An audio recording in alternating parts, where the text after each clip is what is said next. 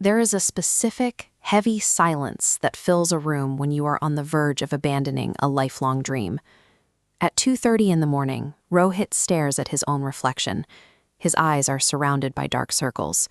The books on his desk are open, but his mind is completely paralyzed. He has just failed his competitive exam for the third consecutive time. The pressure compounds from every direction. Neighbors openly mock his prolonged studies. Relatives pull him aside, advising him to accept his limits, abandon his education, and find a menial job. When you hear that you are incapable enough times, the voice stops coming from the outside. Rohit looks in that mirror and believes them. The doubts of his village have mutated into his own internal reality. He is entirely convinced he lacks the intelligence to succeed. The stakes for Rohit are absolute. His father is a small-scale farmer. For his family, securing 2 meals a day is an ongoing, exhausting struggle. This timeline illustrates the harsh reality for students in Rohit's position. The origin point is the poverty line. Pass, and the trajectory arcs sharply upward, securing upward mobility. Fail, and the line stays completely flat, cementing another generation in poverty. He desperately wants to lift his parents out of that daily struggle. That burning desire is colliding directly with a depleted mental battery. He is running out of the cognitive and emotional energy required to keep opening his textbooks. Rohit is fighting a massive statistical hurdle. Escaping a socioeconomic class through a single exam is incredibly rare. Feeling exhausted under that kind of mathematical improbability is an entirely rational response.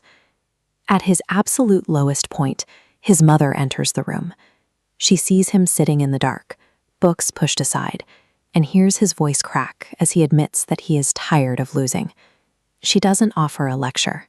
Instead, she asks a simple question. When you were a toddler learning to walk, how many times did you fall? If you had decided then that walking wasn't for you, where would you be today? A child doesn't process a fall as an indictment of their character. They use the floor as a physical leverage point to try again. The fall isn't a failure of the goal. It is a necessary mechanical adjustment in the process of learning to balance. Rohit revisits his past 3 attempts through this lens. He begins to see that his previous failures weren't evidence that he was incapable, but rather a set of specific, uncorrected errors in his balance. He realizes he hasn't been defeated. He has just been stumbling during the walking phase of his career. He decides to give it one last try. This isn't a desperate gamble fueled by emotion, but a commitment to use the data from his previous stumbles to finally correct his stride. The execution quickens the very next morning. Rohit's alarm goes off at 4 a.m. He sits down in the cold air, completely silent, and gets to work. He fiercely protects his focus. He eliminates mobile phone usage, unplugs from social media, and physically isolates himself from the peers who spent their time mocking him. He shifts his academic methodology from rote memorization to deep comprehension. Rote memorization is the mechanical repetition of facts without understanding the why, which usually leads to forgetting under pressure. Deep comprehension focuses on the underlying logic, ensuring the information remains accessible even during a stressful exam. Whenever Rohit hits a wrong answer now, he stops. He analyzes the root cause of the error. He figures out exactly why his logic broke down, understands the core principle, and retries the problem without panicking. Days turn into weeks. By stringing together these tiny daily corrections, the fear dissipates. A quiet, steady self-confidence takes its place. Capability is mechanically constructed. It is built piece by piece during hundreds of isolated, highly disciplined mornings when no one is watching. Exam day arrives. Rohit sits at his desk. His heart is racing and his hands have a slight tremble. Underneath those physical stress responses, his mind is sharply calm. He flips the paper over and spots difficult, unexpected questions. Instead of freezing up, his deep comprehension training takes over.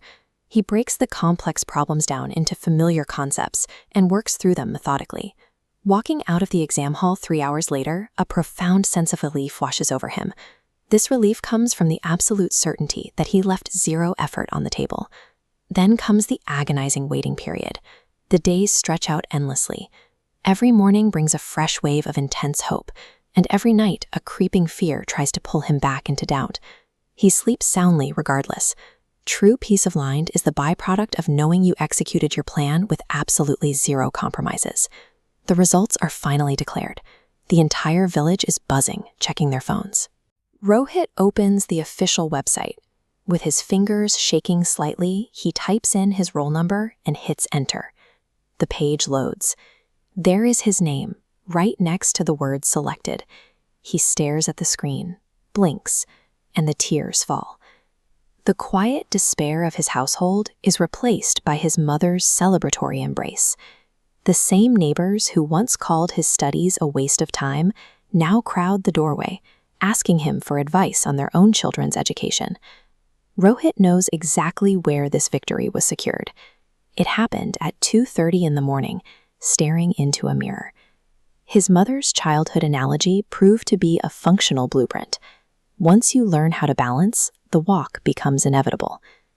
We all face our own versions of that mirror. We had obstacles, the critics get loud, and the deeply rational desire to just lie down and quit feels overwhelming. The math is remarkably simple. The only structural difference between a permanent failure and a life-altering success is the willingness to stand back up, analyze the fall, and execute one final, focused attempt.